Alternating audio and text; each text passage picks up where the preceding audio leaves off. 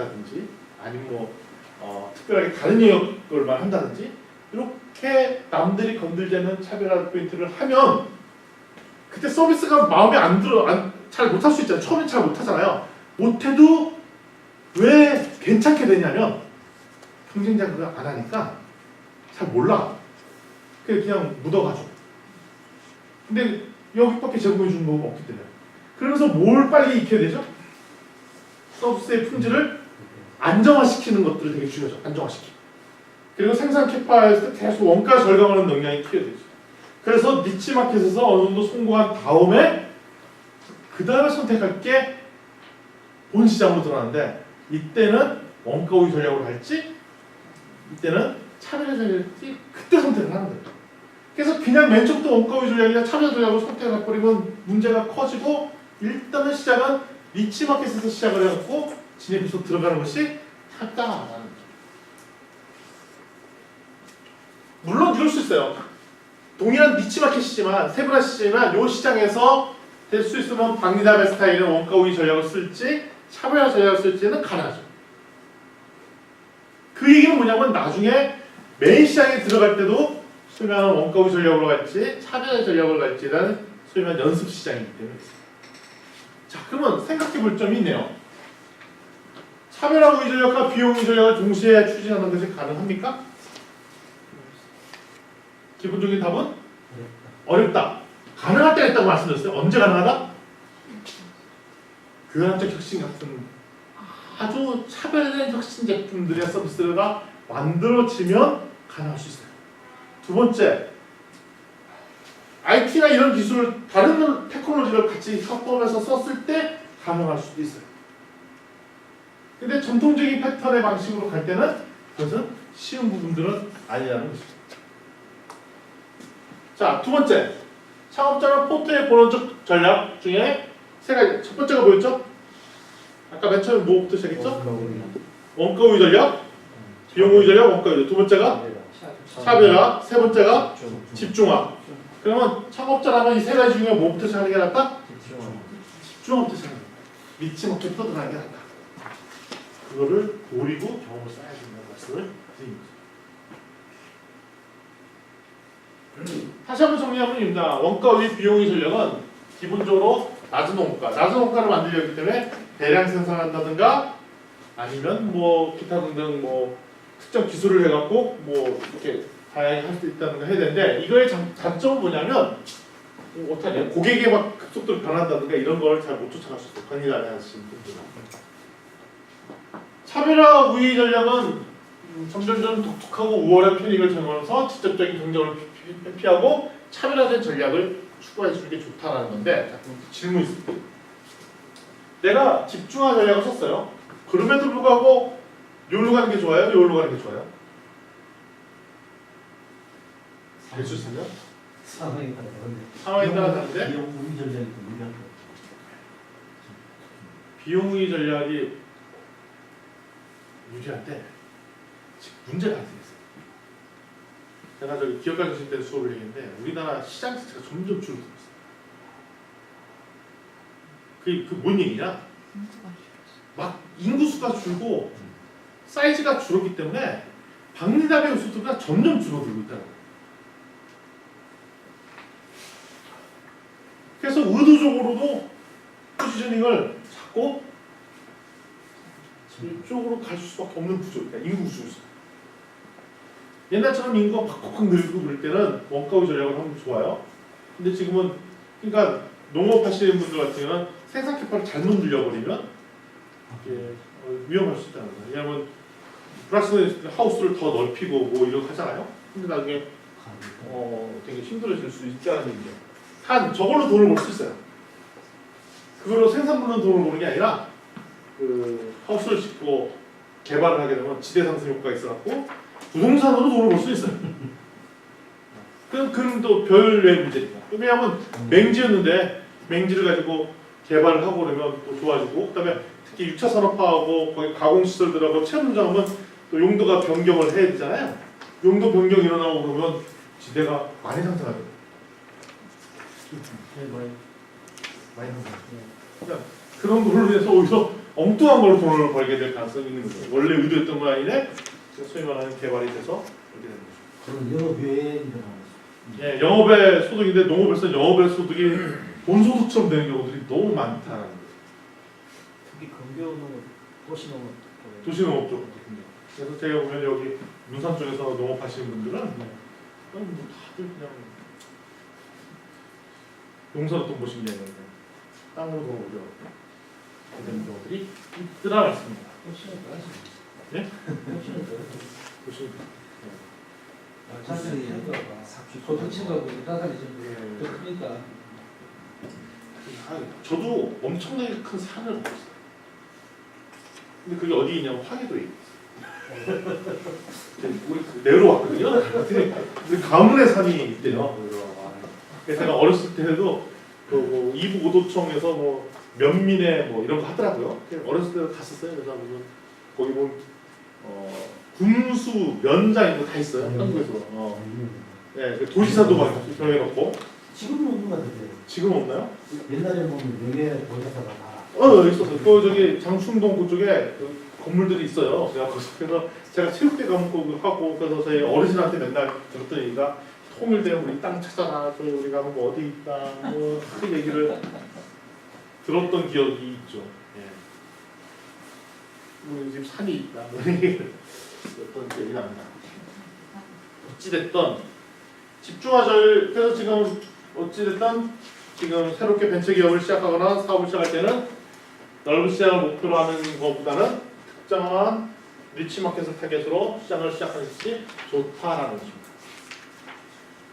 따라서 기본적으로 아까 원가의 전략은 기본적인 개념 자체가 대량 생산 체제로 바뀌고 있죠. 그래서 저가격 생산인데 그래서 최근에 들어서 이게 사람의 힘을 들어서 될 수 있는 공장 자체가 원가를 낮추려고 하니까 어디로 가요? 인건비가 싼 데로 갔어요. 그래서 중국으로 갔다가 중국으로 간 게 인도, 차이나 반도, 베트남 이런 데로 갔다가 더 서양하러 가다가 최근에 그게 다시 그걸 옮겨가는 거를 오프쇼어링이라고 해요. 원래 메인 공장이 있는데 우리나라 같은 경우는 그 공장을 유지하기가 쉽지 않아요. 왜냐하면 인건비가 비싸기 때문에. 그래서 인건비가 싼 중국 가는데 중국도 지금 인건비가 너무 많이 올라갔고 베트남으로 넘어가고 이렇게 쭉 가다가 최근에 스마트 팩토리 공장 자동화 그러면서 웬만한 서비스 자체가 공장, FMS 이런 걸 다 로봇으로 다 뒤바뀌면서 오프쇼어링이라는 단어가 오프쇼어링은 이렇게 오프쇼어링이 이렇게 우리나라에 있던 것을 외국으로 보내는 거거든요. 근데 리쇼어링 다시 리턴에서 돌아오는 현상들이 나타나고 시작했어요. 특별히 미국의 수많은 그 제조업체 공장이 중국 이런 데로 넘어갔다가 지금 다시 컴백하고 있는데 그 대신 그냥 컴백하는 게 아니라 거기가 다 로봇으로 바뀌면서 넘어오고 있죠. 그래서 제2의 원가 상승, 원가를 확 줄일 수 있는 걸로 바뀌고 있는데 그러면서 이게 원천이 있고 그러다 보니까 전 프로세스 자체가 동종에서부터 생산하는 모든 프로세스가 자동화로 이렇게 바뀌어가고 있습니다. 그래서 월마트 이런 데 가면 여기 CRP라는 말이죠. CRP라는 단어를 보니까 Continuous, 지속적이라는 거죠. Replenishment라는 말은 공급해준다는 얘기예요. 잘 보십시오. 대형 마트가 있어요. 예를 들면 우유가 3병 있어요. 아니 무슨 옷이 몇 벌 있어요. 그러면 그거 재고가 떨어지거나 알아서 재고 스타보도 재고가 없지 않도록 계속 충족해줘야 되잖아요.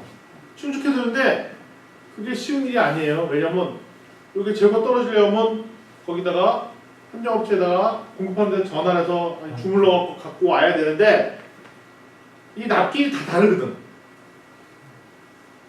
그러면 소위 말하는 월마트나 이런 데는 공급하는 물건이 얼마나 돼요? 엄청 많죠. 수천 많죠. 그래서 이 월마트나 이런 데는 이걸 자동화해갖고 미리 소위 말하는 재고 상태들 이 협력체가 다 보면서 알아서 자동으로 채워주는 시스템들을 막 하고 있죠. 그래서 이런 거예요. 유통업체도 마찬가지로 가장 안 좋은 게 두 가지예요. 뭘 막으면 안 되냐? 뭐가 되면 안 되냐? 재고가 남아도 안 돼. 재고가 남으면 그게 다 본인한테 비용이고 낭비이고 공간을 차니까 안 돼요. 그리고 또 안 되는 게 있어요. 재고가 없어 못 팔아도 안 돼. 왜냐면 못 파는 순간 두 가지 기회가 상실해요. 이 고객이 꼭 필요하면 이 마켓이 아니라 다른 데로 가버릴 수도 있어요.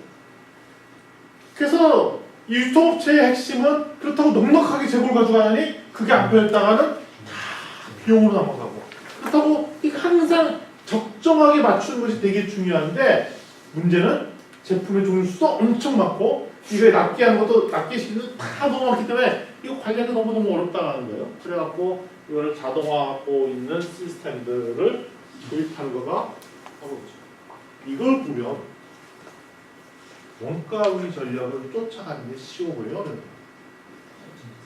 엄청나게 어려워 보인다. 왜냐하면 이런 유통이나 이런 데가 시스템화해서 접근을 하기 때문에 쉽지 않다는 얘기예요. 원가의 전략은 진짜 어려운 거예요. 공장에서 원가를 낮추는 작업하는 거 이거 되게 힘든 거예요. 그러니까 우리가 대표님 같은 분이 이렇게 전문 컨설턴트하면서 원가를 어떻게 낮출 수 있는가를 고민하죠. 반면에 제가 이제 1차 생산하시는 분도 계시지만 거기 보면 원가 관리를 너무 덜 하셔서 느슨하셔서 문제가 있는 경우들이 너무 많이 있어요. 그래서 이제 가보면 막 이런 얘기 제일 많이 듣는 게 뭐냐면 비용을 낮춰야 됩니다라고. 우리 비용 낮출 게 뭐가 있어요? 우리 자 씨앗 가격 뻔히 정해져 있고 그러니까 묘종값 다 정해져 있고 비료값 다 정해져 있고 다 정해져 있는데 낮출 게 더 뭐가 있습니까? 이런 얘기를 해요. 그래서 가보면 안 쓸고 놀고 있는 수많은 자재와 이런 것들이 있죠. 대표적으로 논밭에 곡괭이가 놀고 있고, 가보면 곡괭이가 날이 안 서 있고, 왜 날이 안 서 있냐면 잘 관리 안 하고 저기 창고에 들어가 있는데 안 갖고 있다가 저기 마당에 나와 있는데 그게 나중에 쓰려니까 날이 안 섰기는 또 사고, 그러면 자재 창고나 냉동 저장 창고 보면은 몇 년치 묵은 여러 가지 여러 가지 다 들어가 있고, 이걸 그러면 바로 재고를 다 떨어서 땡처리로 팔고 이래야 되지 않습니까? 라고 하면 이걸 3개 얼마인데 이걸 갖고 있어야 된다는 이런 얘기 하죠. 그래서 보면 대부분의 농가의 집들을 가보면 재고 수준이 장난이 아니에요. 그 재고라는 것이 꼭 농작물 말고도 일반 살림살이도 엄청나게 많아. 왜 이렇게 사셨어요? 저거 하나 살 때는 얼마인데 두 개 사면 더 싸다고 해서 이거 샀어요. 근데 그게 산 거를 몇 년째 갖고 있어. 이런 거. 냉장고 농가의 냉장고는 꽉꽉 들어찼어요. 냉동고는 고기에서부터 다 차 있죠. 그럼 우리는 뭐라고 부르죠? 각성재고라고 하죠. 그것이 다 재고물품이 아니라 돈이었으면 상황이 달라졌을 텐데.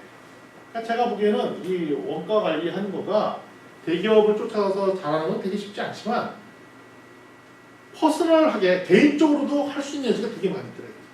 집에 있는 살림살이에서부터 이것들을 아주 슬림으로 줄이는 작업들, 이게 되게 중요하다는 거죠. 제가 1학년들과 수업하잖아요. 수업 기억과정시 하는데 1학기 말까지 성공적으로 할 수 있는 프로젝트를 하나씩 마련해서 준비하고 있어요. 어떤 친구는 내가 중국어 강사가 되겠다 해서 시도하고, 요즘 중국어 배우는 것이 그 프로젝트 일하는 걸 하는 거예요. 어떤 사람은 무슨 마켓을 한번 열어보겠다고 하고 다 정했어요. 그러니까 하는 게 너무 고마워서 저도 하나 정했어요. 6월 초까지 제가 10kg를 뺀다고. 제가 작년에 초에 10kg 다이어트를 성공했다가 작년 하반기 때 제가 기획치를 맡고 일어나고 다시 5kg가 다시 쪘어요. 그렇죠. 그래서 내가 6월 초 학기 말 때까지 다시 10kg를 빼겠다. 내가 이걸 안 지켜서 실패하면 우리 1학년 학생들한테 내가 전화하면 식사를 대접하겠다 라고 공유했어요. 제가 오늘 이 얘기를 하는 걸 뭐냐면 이렇게 해야 억지로 하지. 뒤돌아오더만 약속을 하셔야 돼요. 그건 제가 그런 딜을 할 필요 없죠. 왜냐면 서로 거래관계가 지금 형성되는 게 아닌데 그것만 하면 안 되잖아요. 교수님 빼시면은 이들이 사고. 맞네. 이거 다 일일이 다 사주실 거 아닌데 제가 좀 저한테 좀 맞는 협상의 조건들을 좀 생각해서 좀 주십시오. 예. 자신감이 좀 부족하신 것 같습니다. 굳이 안 해도 되는 소리를 볼 필요 없는 거예요. 10kg를 제가 네. 애들은 옷 입고 신발 신고 달았어. 네, 그거는 신발 벗고. 제가 왜 오늘 녹음까지 하잖아요. 녹음까지 해서 정확하게 좀 기록을 하려고 지금 얘기를 하고 있습니다. 그래서 저도 사람들 제가 리인하게 바꿔자 하는 작업을 하는 거죠. 제가 그 말씀을 드리는 건 뭐냐면 원래 막둥이라서 원가 우위 전략을 쓰는 거가 되게 어려운데 반드시 해야 되는 부분이기도 하다는 얘기죠. 개인적으로.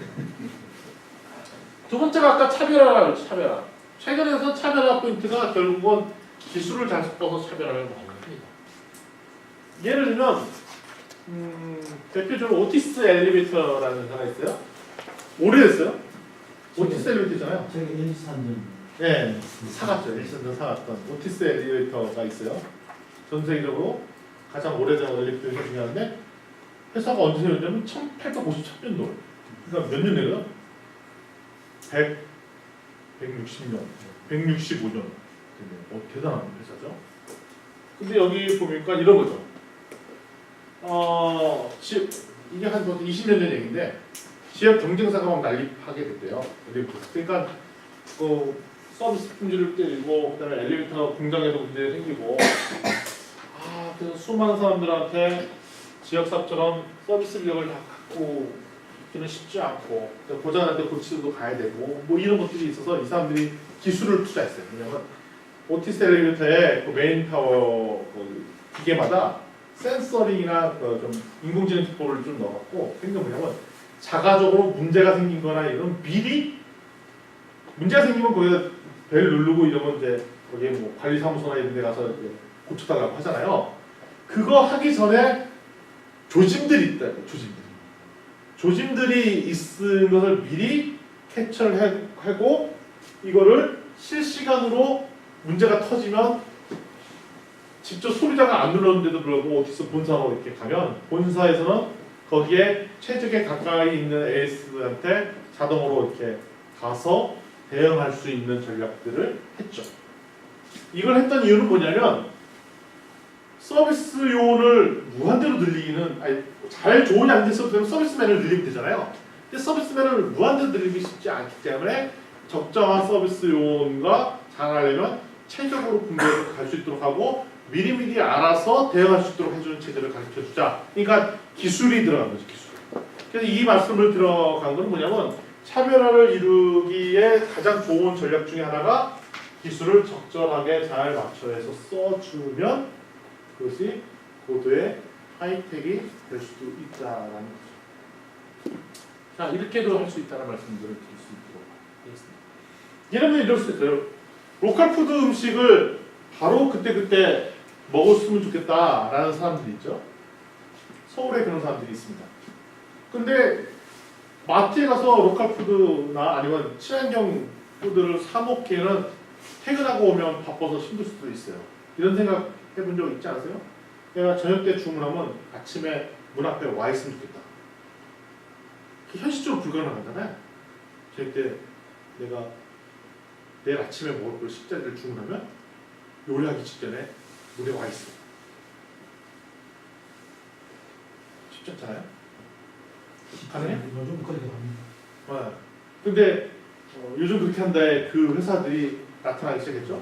대표적으로 마켓컬리 뭐 이런 회사들은 회사가 강남에 있어요. 서울에 강남에 있어요. 근데 얘네 회사가 하는 전략은 지금은 이제 서비스가 서울과 분당, 그다음에 용인, 기흥, 용인 여기까지만 가능해요. 그래서 주문을 어떻게 해야 밤 11시까지 밤에 넣으면 그 배송이 언제부터 시작하냐면 새벽 2시부터 7시까지 사이에 배송이 이루어져요. 근데 가격이 어떨까요? 꽤 비싸요. 근데 품질 보증된 소규모의 양들이죠. 최적화된 잘 디자인해서. 얘네가 그럼 그때부터 11시까지 주문한 걸 가지고 2시부터 7시 사이에 배송을 하는데 어떻게 배송을 하는가 봤더니 이렇잖아요. 아파트에 이렇게 갖다 놔주면 배를 누를 수 없잖아요. 문 앞에 걸려있는 거 사진을 딱 찍어요. 그리고 미리 그 사람이 선택할 수 있도록 해요. 거기다 걸어놓은 순간 문자를 줘도 좋고 아니면 시간을 세팅을 해놔요. 시간 세팅하면 무조건 7시에 문자가 갑니다. 걸어놓은 순간 가게 할 수도 있어요. 근데 자다가 받으면 기분이 안 좋잖아요. 그것까지 결정할 수가 있어요. 근데 이런 경우도 있잖아요. 왜냐면 어떤 요즘 아파트는 문 앞에서 보안 번호를 눌러야 갈 수 있도록 할 수도 있잖아요. 그런 경우에는 미리 그 사람한테 보안 문자를 이렇게 받아서 보아서 누르고 들어갈 수 있도록 또 해주고, 아니면 그럼에도 불구하고 배를 누르고 할 수 있도록 까지도 모든 것을 선택을 할 수 있도록 해놨어요. 그리고 서울이 아닌 다른 지역일 때는 플러스 1일이 더 추가가 되는 거죠. 가격이 더 비싸요. 더 비싼데 그거에 대한 수요자들이 꽤 있는 거죠. 이거 보면 아주 잘 채롭게 해서 아침에 새벽에 먹을 수 있는 소위 말하는 차별에 대한 제품들을 고르는 사람들. 거기는 이제 적절한 그 온라인 기술과 차별한 포인트와 이런 거 섞여 있는데, 기본적으로 가격대가 너무 올라갈 수밖에 없다는 거죠. 양은 적지만 이 기술이 섞여된 차별한 포인트를 가지고 한다는 것입니다. 자, 결국 이런 걸로 해서 승부 보는 거가 뭐냐면, 그 회사의 그 가치 사슬 구조를 변화시켜서 차별화나 원가 우위 전략을 쓰는 겁니다. 그러니까 이걸 하려면 결국 뭐냐면, 우리가 뭘 알고 있어야 되냐면, 우리가 갖고 있는 우리 회사의 프로세스가 어떻게 되고 돌아가는지 이해가 있어야 돼요. 여러분들이 지난번에 지난 학기 프로젝트하고 그렇게 잠깐 테스트했지만 커피 산업에 대한 얘기를 했잖아요. 사실 이거 갖고 한계가 있는 게 왜 한계가 있냐면, 커피 프랜차이즈점에 대해서 뭘 안 해봤냐면 저걸 안 해봤어요. 뭘 안 해봤냐면 인더스트리 지도를 그려보지 않았어요. 인더스트리 지도. 네, 이거 보세요. 인더스트리 지도를 그려서 인더스트리상 어떤 산업 구조로 되어 있는지를 알면 쉽게 이해할 수가 있는데, 그거 없이 하기 때문에 어려워요. 무슨 얘기인지 아시겠어요? 그걸 그려봐야 됩니다. 그러니까 도대체 지난번에 이디야 커피 뭐 하고 했는데, 거기에 공급하려고 어떤 사람들이 사업자들이 있고 조건들은 어떻게 구성되어 있고 이런 거가 분석이 안 돼 있으면 겉으로 그 샵이 좋다, 이 매장이 좋다가 하겠다는 거예요. 우리 지난번에 가서 업체 가봤지만 우리가 저거 물어보면 알죠. 그 원가가 얼마인지 모르고 그 다른 데가 갖고 있는 그 여러 가지 프로세스가 어떻게 우리랑 다르고 이런 것까지 보지는 않았잖아요. 그러니까 겉으로 눈으로보기에 이런 갔다가 뭐지 실제로는 그 소위 말하는 회사의 업무 절차나 프로세스나 전후방에 어떤 기업들이 어떻게 돌아가는지는 잘 모르잖아요. 제대로 하는 그것까지 분석이 들어가야 경쟁이 있는지 없는지를 알 수가 있다는 얘기를 하는 것입니다. 그래서 뭐 이거 지난번에도 봤지만 모든 회사는 기본적으로 메인 주 활동 프로세스가 있죠. 모든 활동은 물건을 입고하고 조업하고 출고하고 영업 편집하고 서비스하는 프로세스가 되는데, 이거는 모든 업종이 그래요. 예를 제가 뉴스페이퍼 신문을 만드는 회사가 있어요. 가정할게요. 처음에 하는 게 뭐죠? 신문 같은 경우 기자들이 취재를 하죠. 글을 쓰죠. 글을 쓴다면 뭘 하죠? 편집을 하죠. 편집을 해서 일부는 온라인 미디어로 가고 일부는 페이퍼로 찍어내죠. 찍어낸 다음에 뭐 하죠? 델리버리가 나죠. 이런 프로세스. 그러니까 모든 회사는 이 밸류 프로세스가 있다는 거예요. 그런데 그 회사의 본업 중에 일부는 이 프로세스를 지원하기 위한 보조 활동이 나는 거예요. 예를 들면 인사 이런 것들, 재무 이런 것들 다 영향을 주는 거잖아요. 그래서 회사는 주 밸류체인과 보조 밸류체인이 섞여서 돌아갔다라고 얘기합니다. 그 얘기를 갑자기 왜 하느냐? 이 회사가 경쟁력 있게 되려면 다른 회사보다 경쟁력 있는 여기서 또 여기 갔을 때 지나갔는데 밸류가 확 올라가야 돼요. 다른 회사보다 여기서 지나갈 때 원가가 조금 들어야 돼요. 또 다른 회사보다 여기서 지나갈 때 가치가 막 올라가야 돼요. 가치가 막 올라가는 거가 결국은 차별화가 되는 거고, 비용을 막 적게 하는 것이 원가 우위 전략을 쓰는 거예요. 그렇다면 예를 들면 이 중에 한두 가지는 만약 우리가 잘 못하겠다? 그럼 뭘 할 수 있어요? 외주를 줄 수 있어요. 이게 내가 이건 잘 못하겠다. 일부는 외주를 줄 수 있어요. 그러니까 경영자가 판단해야 될 것은 뭐냐면, 저런 걸 우리가 다 갖추고 할 수가 없으니까 어떤 것들을 외주 주고 어떤 것을 자체적으로 하고 어떤 것을 빨리 밸류 높이고 어떤 것을 단가를 낮추고 이런 것들을 판단해야 됩니다. 심지어는 사업을 한다고 했을 때 지금 당장 사업을 시작할 수 있어요. 왜? 100% 다 외주를 준다면. 제가 만약 농산물 유통하고 싶어요. 꼭 제가 농작물을 다 키워서 기다려서 팔아야 되나요? 아니에요. 우리 저기 황치 선생님 보고 이렇게 주시면 우리가 유통 좀 해볼게요 하면 맞으면 주실 거잖아요. 조건만 맞죠.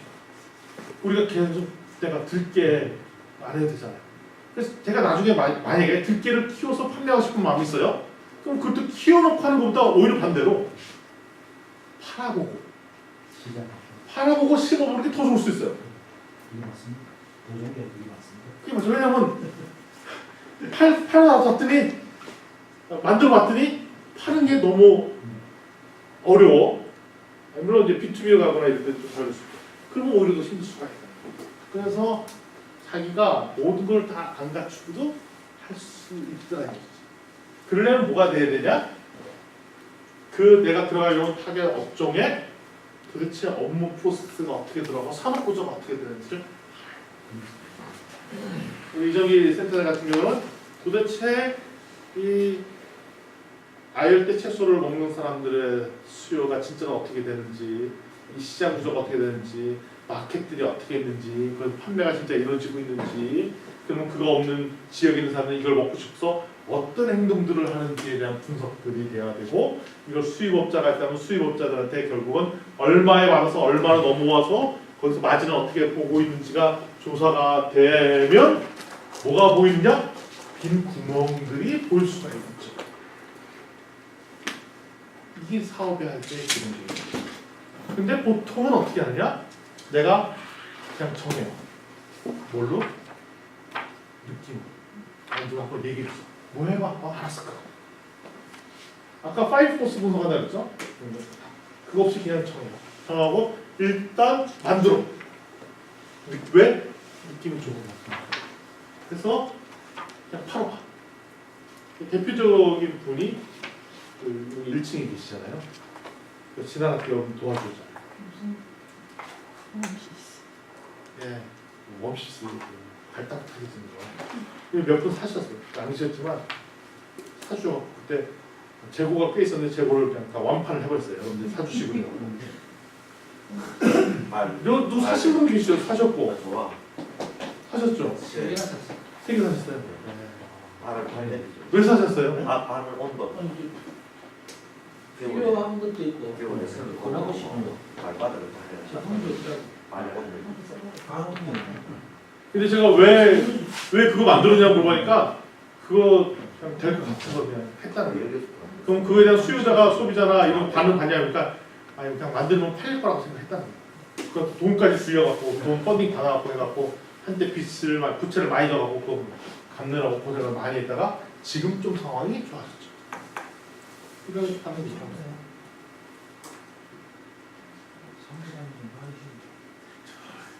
예, 나중에 또 얘기를 해주시면 제가 또 예. 재고 또 있나 알아보고 다단계는 아니지. 많이 하나 팔아도 내가 거래할 때마다 나를 좀 남길 걸. 아니야. 생각 못했네. 교수님 하시는 게 낫지. 나도 좀 남겨보고. 또 생각 못했네요. 자, 그래서 근데 이게 우리 회사 내부에뿐만 아니라 우리 회사의 앞뒤로도 그것이 어떻게 흘러가고 있냐는 분석을 해야 빈 구멍이 보이더라고요. 그래서 지금 소위 말하는 공급업체, 우리 회사 유통, 구매가 어떻게 채널이 이어지는가 볼 필요가 있는데 근데 이런 걸 다 하니까 너무 힘드시잖아요. 몇몇 자료를 찾아보면 이렇게 돼 있어. 안 찾아서 그렇지. 유통지도 이런 그려놓은 게 있어요. 요걸 가져다가 실제 우리 버전에 맞도록 수정 보완해줘. 예를 들면 나중에 유통지도라는 책에 보면은 커피 인더스트리가 이렇게 나와 있어요.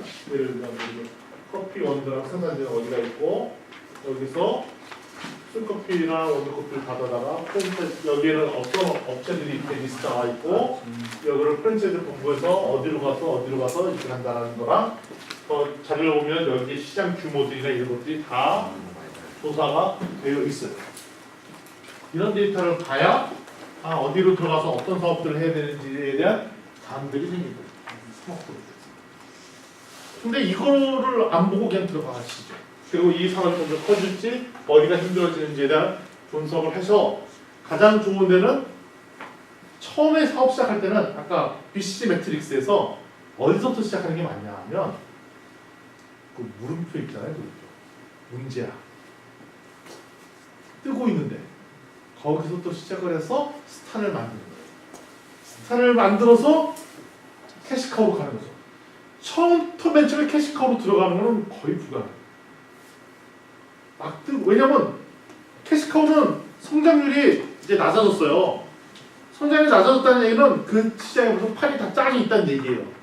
성장률이 낮은데 소위 말하는 자기의 시장 점유율을 높인다는 것은 벌써 판 다 짜졌는데 거기서 주도권 잡는 회사인데 거기를 비집고 들어갔다는 얘기잖아요. 힘든 얘기예요. 그럼 어떤 데로 들어가냐? 막 지금 새로 뜨고 있는 데인데 아직 비어있는 구멍 거기를 들어가서 거기에서 우리 캐파를 틔우고 해갖고 스타로 넘어가고 그것이 점점점 지나갔다 그 다음에 캐시카우로 가면 이제는 그때부터 수익을 점점 뽑아내는 작업들을 하는 거죠. 그러려면 뭘 해야 되냐면 우리가 생각하는 타겟 산업에 대해서 어떤 사업자들이 어떻게 돌아가고 이런 것들을 분석을 해보고 들어가야 의미가 있는 일들이 된다. 그 말씀을 드리는 거예요. 근데 이런 자료가 기본적으로 있어요. 좀 찾아보고 이걸 바탕으로 해서 또 그림들을 좀 그려나가면 좋겠다. 그래서 여러분 엔서프와 스튜디오 전략 이런 전략도 있죠. 보통은 기술 변수에 따라 이렇게 네 가지 전략을 합니다. 첫 번째는 무조건 최초로 시장 들어가는 거죠. 근데 이거는 쉬운 얘기가 아니에요. 불세출의 영웅만 들어가는 거고 우리나라가 가장 많이 하는 전략이 2번, 4번이죠. 선두자 추격 전략. 우리 삼성 같은 경우에 다른 선두적 기업들을 쫓아서 하는 전략들 많이 있죠. 근데 문제는 우리 삼성이나 이런 회사가 선두자가 되어버렸어요. 그러면 뭘로 가야 되냐? 최초 진입 시장으로 계속 만들어서 들어가야 되는데 이것에 이 분야에서 좀 어려움을 겪고 있었다는 것이죠. 그리고 대부분의 사람들은 뭘 하냐? 우리는 이거예요. 무슨 전략? 모방 전략 합니다. 남들이 다 해놨던 거 따라하죠. 그래서 저희 창업 교육 가보면 뭐가 잘 된다더라 그래 하고 농업 쪽에 가려면 이제 농업기술이나 뭐 이런 데 가서 선도 영농인의 얘기를 듣고 그걸 쫓아서 하는 이런 일들을 보통 하게 되어 있습니다. 자, 여기까지 하고 쉬겠습니다. 좀 짧고 끊으세요. 하신다는 예, 끊어주세요. 예, 짧고